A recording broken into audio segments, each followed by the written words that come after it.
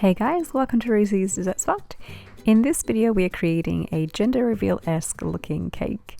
To make this a true gender reveal cake, you could add coloured frosting in between your cake layers instead of white.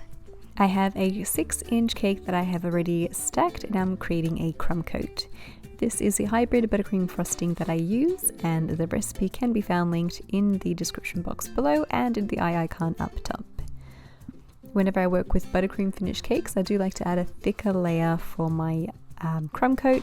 That way you can't see through to the crumbs underneath. Take your frosting scraper and go around the cake, smoothing out all the frosting and then filling in any pockets. When it's nice and smooth, bring that top lip of frosting to the center with your spatula. And then your cake is ready to go into the fridge to set for at least 20 minutes if you can, so it's nice and firm.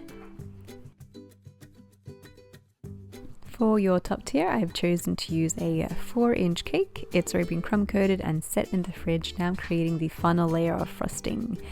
This is the turquoise gel color that I used here. So I've got 2 different shades, a darker one for the top and then a lighter one for the bottom. Where these 2 shades meet, I'm going to overlap it with a little bit of light and a little bit of dark frosting, and that way it just hides that line a little bit better and it just blends those 2 colors together. Once it's nice and smooth, into the fridge she goes, and then we'll work on our bottom tier, following the exact same steps, creating a darker shade at the top, meeting it with a lighter shade towards the bottom. If you're enjoying these tutorials, feel free to subscribe. We do upload a new video every week. Again, just overlaying a little bit of a darker frosting over that lighter frosting to help blend that line so you can't see where the 2 lines meet, or where the 2 colors meet. Back into the fridge, and I left them in there for a good hour and a half. Basically, I wanted that frosting to really set so we could create super sharp edges. To create said super sharp edge, take a very sharp knife, dip it into some boiling hot water. I've used water from the kettle and just poured it over the top.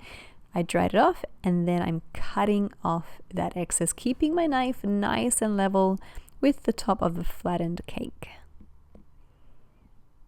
Continue to smooth it out, and then if you have any little frilly bits, you can use your spatula and just drag those in like we did for the crumb coat. Follow the same steps for your second tier. Reheat the knife as you go because the frosting is cold and it will cool down your metal, and so it won't cut through butter smooth. Next is to add our stability. You'll want to add in at least 3 to 5 dowels into your bottom tier. You could use wooden dowels and then cut them flush with the very top of the frosting. I've chosen to use these straws because I still have lots of them left, and so I'll get rid of those before I start buying the wood. You want to push them down all the way, lift it, and then cut it where the frosting meets. You'll know that's where the flush is with the top of the cake. Pop your top tier on top with a little bit of frosting to stick it together, and your cake is nicely assembled. Time to decorate. So I have this really big sponge. It's like a sponge dauber, but on steroids, and I've dipped it into some alcohol mixed through with edible luster dust in gold. I've chosen to create a diagonal pattern from the bottom leading up to the top. In between the larger circles, add on little circles with the tiny sponge dauber. If you can't find sponge daubers, you can just use a regular clean sponge and scrunch it between your hand so that it creates a bit of a circle shape, and then do the same. Apply it onto your cake the same way.